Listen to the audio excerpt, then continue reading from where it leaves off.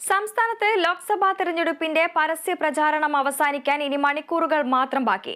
കൊട്ടിക്കലാശം ഗംഭീരമാക്കാൻ മുന്നണികൾ തയ്യാറാകുമ്പോൾ അവസാന മണിക്കൂറുകളിൽ പരമാവധി വോട്ടുറപ്പിക്കാനാണ് സ്ഥാനാർത്ഥികളുടെ ശ്രമം.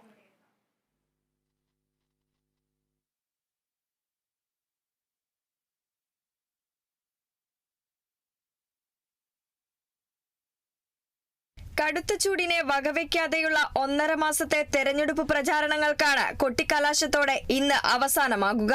പരസ്യ പ്രചാരണം അവസാനിക്കാൻ മണിക്കൂറുകൾ മാത്രം ശേഷിക്കെ അവസാനവട്ട വോട്ടും ഉറപ്പിക്കാനുള്ള ഓട്ടത്തിലാണ് സ്ഥാനാർത്ഥികൾ.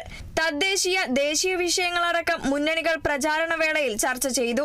LDFന്റെ പ്രചാരണങ്ങൾക്കായി ദേശീയ നേതാക്കൾക്കൊപ്പം മുഖ്യമന്ത്രി പിണറായി വിജയനും മണ്ഡലങ്ങൾ കയറിയിറങ്ങിയപ്പോൾ UDFനായി രാഹുലും പ്രിയങ്കയും DK ശിവകുമാറും അടക്കമുള്ളവർ കേരളത്തിലെത്തി. തദ്ദേശീയ വിഷയങ്ങളിലൂന്നിയായിരുന്നു NDAക്ക് വേണ്ടിയുള്ള പ്രധാനമന്ത്രിയുടെ പ്രചാരണം. 20 മണ്ഡലങ്ങളിൽ 20 പിടിക്കുമെന്ന ആത്മവിശ്വാസത്തിലാണ് UDF കേന്ദ്രം. BJP തിരുവനന്തപുരവും തൃശൂരും പ്രതീക്ഷ വയ്ക്കുന്നു. LDF ആകട്ടെ 2019-ലേറ്റ തിരിച്ചടി ഇത്തവണ ഉണ്ടാകരുതെന്ന കണക്കുകൂട്ടലിലാണ്. നാളെ നിശബ്ദ പ്രചാരണത്തിന് പിന്നാലെ വെള്ളിയാഴ്ച കേരളം വിധിയെഴുതും. 2,77,00,000 വോട്ടർമാരാണ് ഇത്തവണ പോളിംഗ് ബൂത്തിലെത്തുന്നത്. Election desk, Kerala vision news.